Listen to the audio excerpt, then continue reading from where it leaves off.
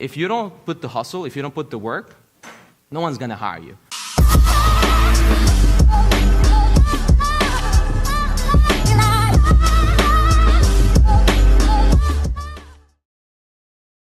We are going to George Mason University, and the question is, fake news or real news?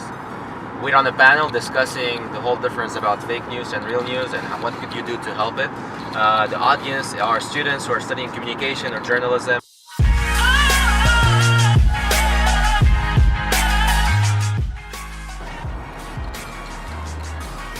Whoa. That was my exit, almost missed it.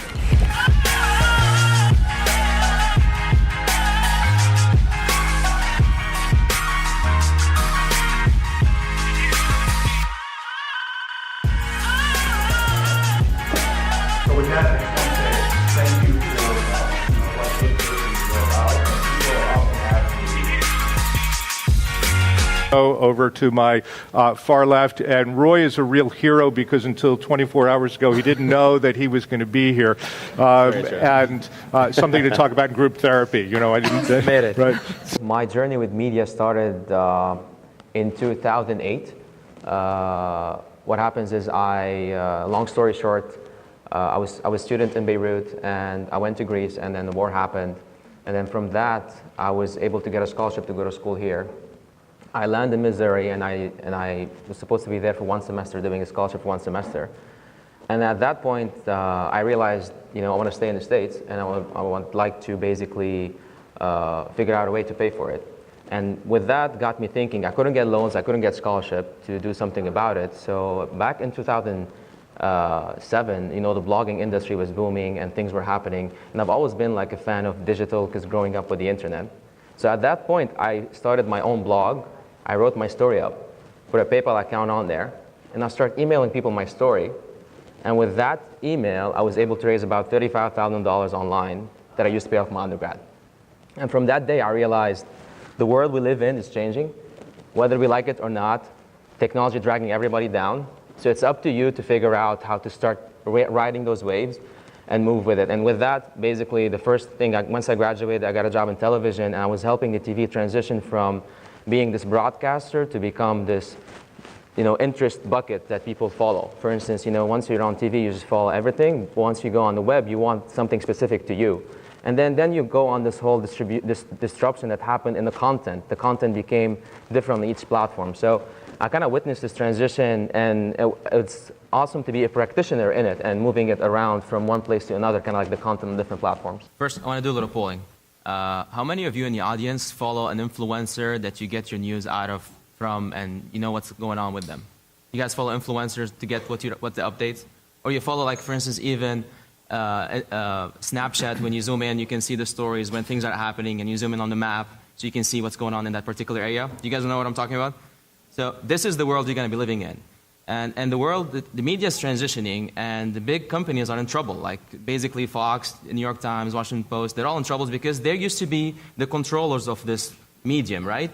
And what's going on, the younger generation are turning to places, to influencers, to the actual fact versus the reported story. And that transition is what you will be leading on. You are the new channels. You're the new channels of the new generation. It's not them, it's not us. It's basically the truth is now becoming less filtered with those layers of editing. And what's going on, it used to be where, all those regulations were on television, on radio, they had those regulations. On the web, there's no regulation, and that's the beauty of it. You get the facts as it is. You want things as real as possible. And the way I think about it is, we used to go to the Washington Post or New York Times to get the updates, to get the real truth. What's more true than opening up Snapchat or Insta stories, going to the actual location of the story happening, and see what's going on, real feed from real people? I'm getting the real fact. And that's the duty that you have to take on to build on that brand of yours, to be the journalist, to be the voice reporting the truth with the new generation of technology. So the way I think about it, if you're not thinking about those stuff, if you're still thinking about going on an article, reporting it like it used to be, yes, it's awesome. It's a good fact check for some generations. But 60% of young people get their news from Facebook and Instagram and Snapchat. So whether you like it or not, things are changing. And it's up to you to make that distinction and stand out and start creating those stories to be I mean, even on CNN, I don't even go on the website. I follow the reporter on his Instagram stories to get what's going on. And even like the way he puts his stories on Instagram is different than the website. Because the way I consume media on Instagram is much different than the way I consume media on a website, on an article. On Instagram, I want to be tapping, I want to be swiping. I don't want to be scrolling all the time. I want to see visuals. And that's the thing where if the government gets into that section of start regulating the web, that's going to be a whole different monster that I would say it will just limit that freedom we have. Because the fact that I can just tab into a map and see what I want to see from who I want to see, which are the people, which are the new channels of distribution, to me that gives me the freedom to make my own choices, which at the end of the day, fake news or real news, it's up to you to make the story. And like the old saying is, there's for every story, there's three versions. There's the truth, there's your version, and there's my version. So it's up to you to pick up the truth from those three versions. I understand your point about there's your version, the facts, and then someone else's version, and those are all open to interpretation, but they're not edited. They're not filtered. I don't want it to be edited. I know you don't. I understand you don't want it to be edited. We grew up in a generation we want the real things, and we don't want things to go through filters and to basically become your version. I want the truth. But that's not always the truth. That's the truth that I'm seeing in front of me. If I open up a filter and a camera on Instagram and I can see an actual location of the Texas thing, of the Vegas thing, what happened, to me that's the truth. That's more true to me than going on an article. I mean, I know it's like, no, I understand what you're saying. Someone's feelings here. I understand. No, you're not hurting anyone's feelings. You're not hurting anyone's feelings. I understand what you're. But people make their lives look much more glamorous on Facebook. I'm not talking about Facebook anymore. But what social media? The younger generation moved out of Facebook. Well, they're all on Snapchat. So Snapchat's not any different? Snapchat is as real as it can get. There will be an ultimate cage fighting event just after this. I'm struggling to understand your point. So they know what I'm talking about. They're all young. Yeah. They're all on their phones. Well, that's nice, but that doesn't mean they're getting the truth. But are you guys getting the truth? What I also have to clarify, I'm not saying just getting the whole truth, but also a lot of us here in this room, the younger crowd, we just follow certain influencers that we start trusting and building relationship with them.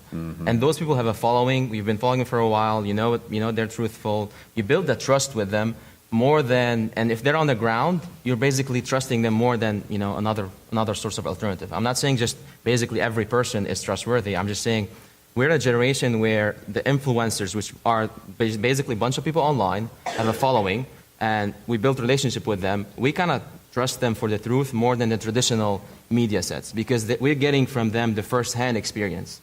It's up to you to basically understand all those metrics, but now we have more information, which is, to me, that's the whole democratization and the whole web democratization. The fact that I can just go on Snapchat, get some stories, go on Instagram, get some stories, then go maybe read, the Washington Post or NPR for the other version, the more in-depth version. I have a better picture of what the truth is than just them, the editor's lens, and this influencer lens only. So to combine those two, I'm actually making a full picture of what's going on in that world. I'm so glad that in the definition of the truth you mentioned NPR, so we're in good shape now. Kevin, Roy, did you want to practice giving him a withering glance first, or? Is anyone on Medium in the audience? Anyone watch on Medium? Okay, so for those who don't know, Medium is like this new platform where people can just blog directly on there. It's also another unfiltered truth. So what I'm trying to tell you here, there's this movement going on.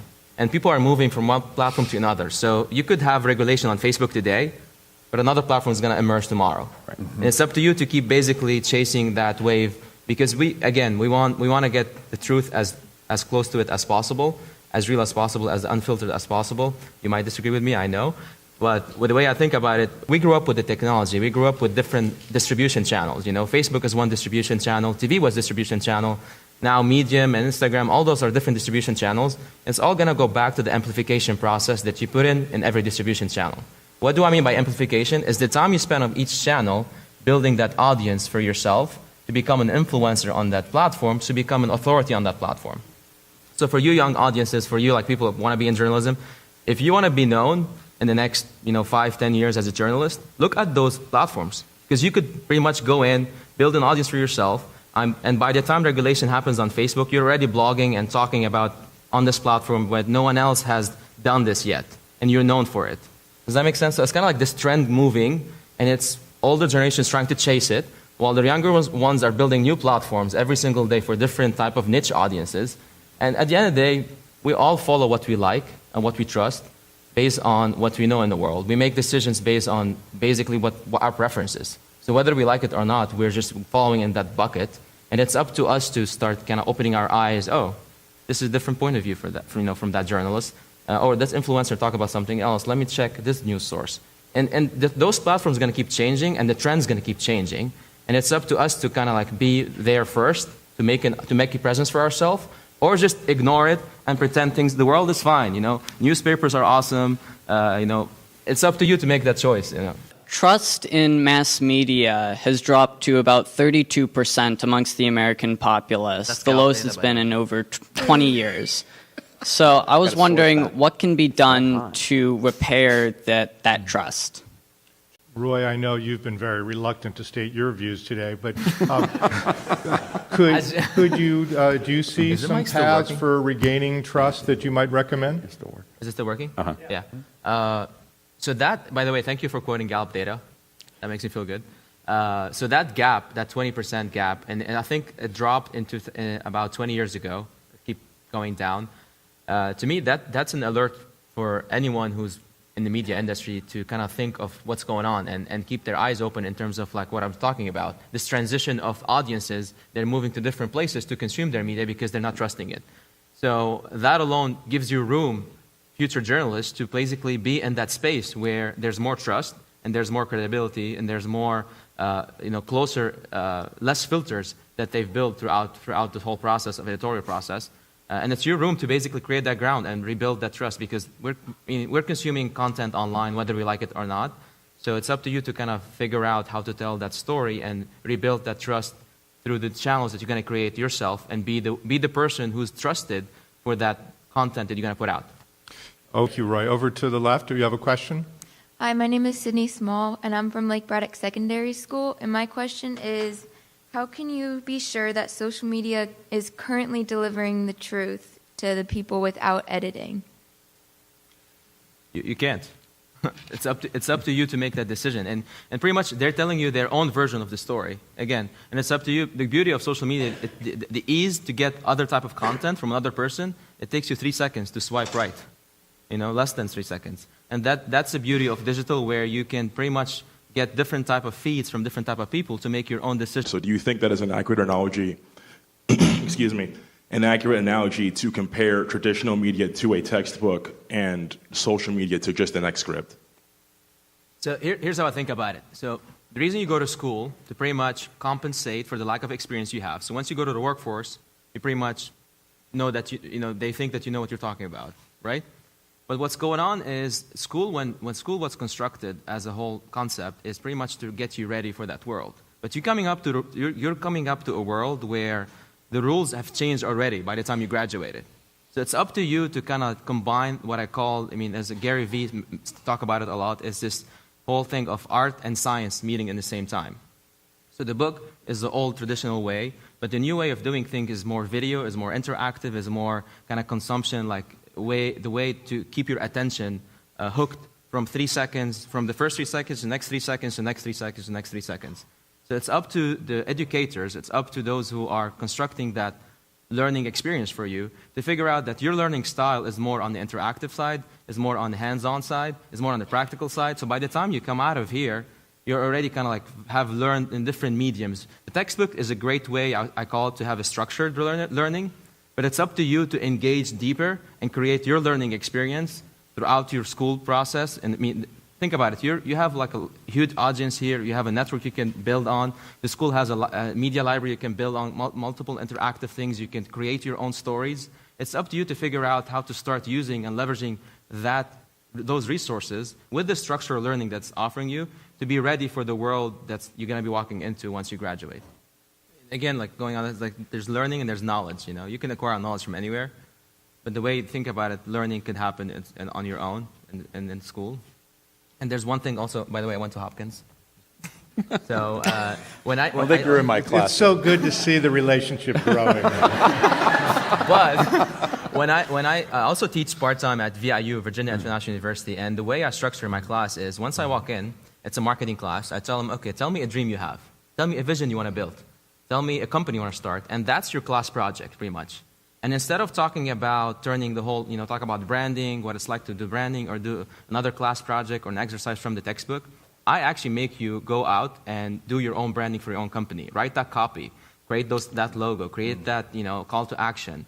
Pick up the phone and call 5 people who already have that kind of business and go out and talk to them and learn from them. So this way, you know more about it, and this way, by the time you graduate, you get out of the world, you have that little case study, that little project you worked on, which is very hands-on experience, and it kind of combined the textbook and combined the learning. So pick up a project and actually go out and help someone execute it. Does that make sense? The way I think about it, I'm more practitioner, so the reason you get hired because you bring in value to someone, you save them time. So figure out what value you want to bring into someone and how you're going to save them time doing it. I mean, that's what the whole key thing about Uber. It saves you time, all this kind of stuff saves you time. So think, where do you fit in their life story? And what you're learning here, what value can bring to someone's life to get their life better and make them do something different. Our new age of media and the usage of multiple media platforms, where does this leave millennials in terms of getting their foot in the door to become a journalist or to become a broadcaster or to work within news and media? My advice to you is pick what you're good at and become great at it. And if you're good in storytelling, if you're good in video editing, become the best and the great at video editing. If you're good at writing, pick up and kind of drill down to be laser focused on what you're good at, so become great at it. Yeah. So by the time you get into someone's desk, you can just say, you know what? My writing is kick-ass. My writing can just get to me anywhere because I've spent so many hours to develop it. And the second thing I would focus on is personal brand is huge. Because I'll give you an example right now. If 2 people walk in the door right now, they're both graduated from Mason. One has a personal blog and he has done awesome writing. He has a couple of followers online. And one doesn't have a blog, doesn't have a personal brand, doesn't have a LinkedIn account. Once I look them up on Google, which one do you think I'm going to hire? Go with the account. Get it? Yeah. It's that simple. Start building your personal brand every step of the way and document the journey. That's the thing I recommend on. If you're already a journalist student, you're probably writing a lot of papers. You're probably doing a lot of research. You're probably going to keep those research and papers submitted to your professor and forget about them. My recommendation, take those papers and transform them into articles, into blogs, into videos, whatever that thing is that you do well. And if you're not that good at it, go to Fiverr, go to Upwork, figure out someone who can help you tell that story differently in a way that no one else has seen it before, and start posting that content and build a following. And of course, you're going to tell me, hey, I have 0 followers right now. Guess what? Everybody starts with 0 followers, and you're going to build it up one after the other because you're able to speak the language of each platform. For instance, if you're posting on Instagram, make sure you use hashtags. If you're on Twitter, start mentioning people. If you're on LinkedIn, send messages to those people who you want to be like one day. You got to do the work. You cannot just basically hey, I'm a millennial, what should I do? I mean, if you don't put the hustle, if you don't put the work, no one's going to hire you. And the fact that people want to the easy way out, there's no easy way out. You got to send 100 messages to get 10 responses to get one actually person retweeting you. If you don't do that math, you're never going to get noticed. And also focus on quality versus quantity.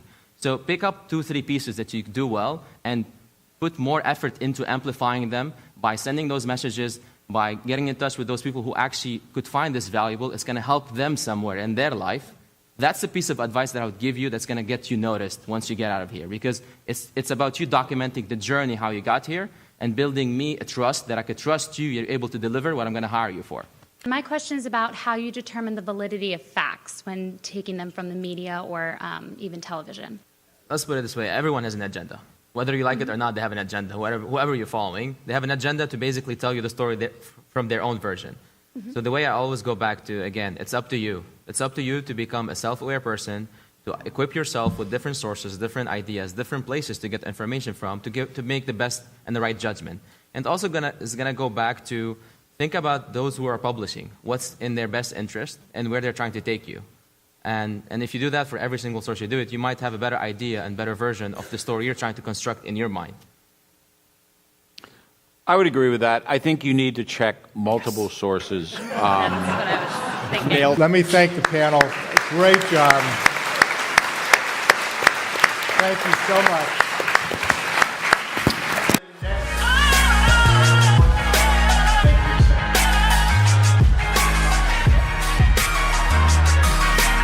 Start planning that. you know? And that's the strategic thinking. And if you don't spend here, your goal is to pretty much try to get other people to do what's important but not urgent. What's urgent but not important, you know? Ask your brother to do something for your mom. Does that make sense? That's a cool theory, right? So spend your time, try to make your time spend more time here on what's urgent, on what's important but not urgent. What's important and not urgent is going to give you a good strategic plan that could help you get where you're trying to go. And be thoughtful, be mindful, like start observing, figure out, like, you know, he figured out I was want to do video, right? And what he did is, he's like, hey, want me to help you with videos? Next thing you know, we're working together, right? And if you figure out someone wants writing, hey, I can write you maybe one blog a month. Would you be interested in that?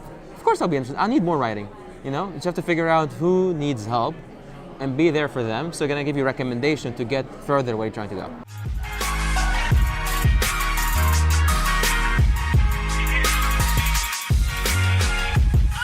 You know, it's up to you to wake up and do something about your life.